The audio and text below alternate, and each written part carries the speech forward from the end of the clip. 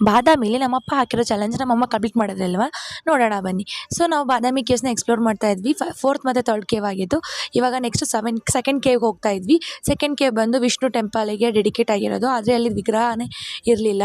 ಅದನ್ನು ಹಾಗೆ ವ್ಯೂಸ್ ಎಲ್ಲ ನೋಡಿಕೊಂಡು ನಾವು ಹಾಗೆ ಮುಂದೆ ಹೋಗ್ತಾ ಇದ್ವಿ. ಅಲ್ಲಿ ಹೋಗೋವಾಗ ನಮಗೆ ಈ ಥರ ಒಂದು ಕ್ಲೋಸ್ಡ್ ಆಗಿರೋ ಇದು ಕಾಣಿಸ್ತು. ಅಲ್ಲೇನಿದೆ ಅಂತ ನಿಮ್ಗೇನಾದರೂ ಗೊತ್ತಿದ್ದರೆ ಕಮೆಂಟ್ ಮಾಡಿ ತಿಳಿಸಿ.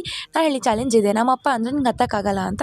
ಬಟ್ ನಮ್ಮಮ್ಮ ಅದನ್ನ ಚಾಲೆಂಜ್ ಆಗಿ ತೊಗೊಂಡು ಅಲ್ಲಿಂದನೇ ಹತ್ತಿದ್ರು. ಸಿನ್ಸ್ ನಮ್ಮಮ್ಮ ಕುಳಿಯಾಗಿರಿಂದ ಹತ್ತಲ್ಲ ಅಂತ ನಮ್ಮಪ್ಪ ಅಂದ್ಕೊಂಡಿದ್ರು. ಬಟ್ ನಮ್ಮಮ್ಮ ಅದಲ್ಲ ಅಂತ ಪ್ರೂವ್ ಮಾಡಿ ತೋರಿಸಿದ್ರು. ಹಾಗೆ ನಾವು ಬಾದಾಮಿ ಕೇವ್ಸ್ನ ಲಾಸ್ಟಲ್ಲಿ ನೋಡಿದ್ದೆ ಫಸ್ಟ್ ಕೇವು. ಅದು ಬಂದು ಶಿವಗೆ ಡೆಡಿಕೇಟ್ ಮಾಡಿದ್ದು. ಶಿವ ಮುಕ್ಕ ಆಗಿದ್ದರಿಂದ ಯಾವುದು ಪೂಜೆ ಇರಲಿಲ್ಲ. ಹಾಗೆ ನಂದಿನೂ ಕೂಡ ಅರ್ಧ ಹಾಳಾಗಿತ್ತು. ಅದನ್ನೆಲ್ಲ ನೋಡಿಕೊಂಡು, ಈ ಆರ್ಕಿಟೆಕ್ಚರ್ ನೋಡಿಕೊಂಡು ನಾವು ಬಾಯಿ ಹೇಳೋ ಟೈಮ್ ಬಂದಿತ್ತು. ಅಲ್ಲಿ ನೋಡಿದ್ರೆ ಕೋತಿ ಈ ಥರ ನೀರು ಕುಡ್ದಿರೋದು ನೋಡಿಬಿಟ್ಟು ನಮಗೆ ಶಾಕ್ ಆಯಿತು. ಅದು ಮುಗಿಸ್ಕೊಂಡು ನೆಕ್ಸ್ಟ್ ನಾವು ಬಂದಿದ್ದೆ ಬನಶಂಕರಮ್ಮನ ದೇವಸ್ಥಾನಕ್ಕೆ.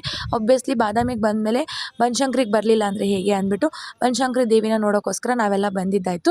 ನನಗೆ ಒಂದು ಡೌಟ್ ಅಂದರೆ ಇದು ಕಲ್ಯಾಣಿನೇ ತಾನೇ, ಕಲ್ಯಾಣಿ ಏನಕ್ಕೆ ಇಷ್ಟೊಂದು ಖಾಲಿ ಇದೆ, ಒಂದು ಸ್ವಲ್ಪನೂ ನೀರಿಲ್ಲ ಅಂತ ನಮ್ಗನ್ನಿಸ್ತು. ಹಾಗಾಗಿ ನಾವು ಮಾತಾಡಿಕೊಂಡು ಮುಂದೆ ಹೋಗ್ತಾ ಇದ್ವಿ. ಹಾಗೆ ದೇವಸ್ಥಾನದ ಒಳಗಡೆ ವೀಡಿಯೋ ಮಾಡೋಂಗಿಲ್ಲ ಅಂದ್ಬಿಟ್ಟು ಹೊರಗಡೆ ಅಷ್ಟೇ ವೀಡಿಯೋ ಮಾಡ್ಕೊಂಡ್ವಿ.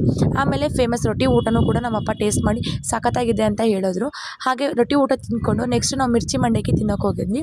ಇದೆಲ್ಲ ಮುಗಿಸ್ಕೊಂಡು ನೆಕ್ಸ್ಟ್ ನಮ್ಮ ಮನೆಗೆ ಒಂದು ಪುಟಾಣಿ ಕಲ್ ತರೋಣ ಅಂದ್ಬಿಟ್ಟು ಹಾಗಾಗಿ ಅದನ್ನು ತೊಗೊಂಡು ನಾವು ಮನೆ ಕಡೆ ಬರ್ತಾ ಇದ್ದೀವಿ. ಈ ವಿಡಿಯೋ ನಿಮ್ಗೆ ಇಷ್ಟ ಆಗಿದ್ರೆ ಲೈಕ್, ಶೇರ್ ಮತ್ತು ಕಮೆಂಟ್ ಮಾಡಿ.